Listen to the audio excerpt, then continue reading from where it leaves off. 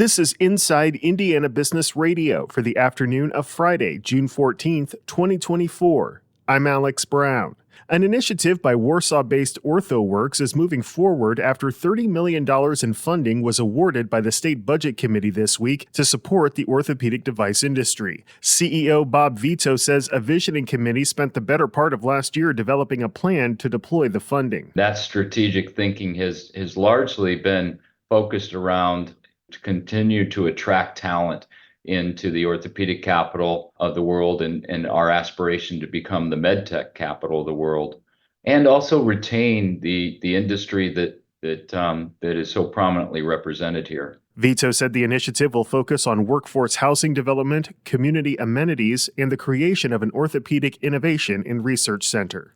Indiana University will reestablish a chancellor position for leading the Bloomington campus following a Board of Trustees vote today. The role was previously absorbed into the IU president's duties. However, President Pamela Whitten said recent campus conversations have made clear the necessity to reinstate the role. The search for a Bloomington chancellor will begin immediately, and a search committee with the Bloomington Faculty Council will convene within the next few days.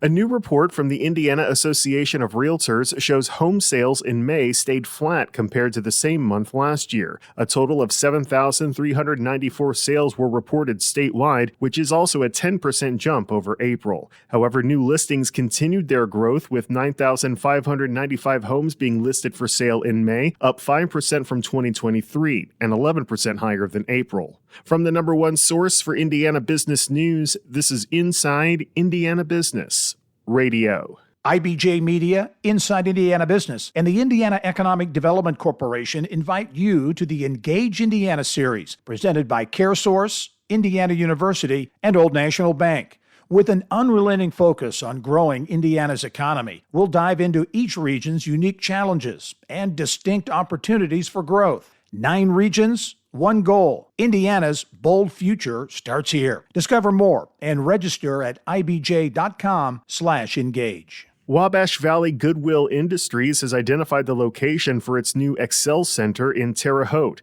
Our partners at WTWO-TV report the Adult Learning Center will be located at the Meadows Shopping Center on the city's east side. The Excel Center allows anyone over the age of 18 the chance to earn an Indiana Core 40 high school diploma. It also offers free tuition and childcare, transportation assistance, and flexible scheduling. CEO Meredith Osborne. It depends on your life need. You've got a full-time job, you have a family to support, so maybe you just come a couple of days a week, a couple of hours a day, just depending on how we can help structure you to get you through the door, to get you that high school diploma. We hope to wrap around those students and help them adjust to whatever wasn't the right fit for them, to help wrap around them and see them through until they have that Indiana Core 40 diploma in their hands. Construction on the new Excel Center is slated for completion in the spring of 2025. In the meantime, the Excel Center will open August 5th at a temporary location in the basement of the Meadow Shopping Center.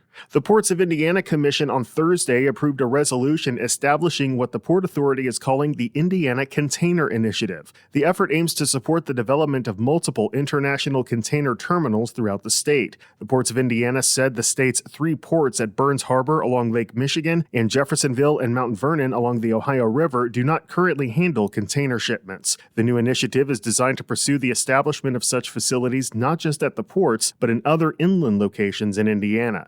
A timeline for establishing the container terminals was not specified. A device designed by Purdue University researchers to help pork producers keep their pigs cool has earned national recognition. The IHT cooling mats won the National Hog Farmers 2024 New Product Tour during the World Pork Expo in Des Moines, Iowa earlier this month. The technology was co-developed by Purdue professor Alan Schinkel, who says the mats are connected to pipes that can circulate water to keep the pigs cool. We heated up animals, made the room 90 degrees Fahrenheit. And we could show that we could very effectively, by laying on the cooling pad, remove all the excess heat from a lactating sow, a gestating sow, or a boar. But we could actually measure the heat that we removed by how much warmer the water came out. The technology was licensed by IHT Group in Winnipeg, Manitoba, which has begun manufacturing and selling the mats commercially.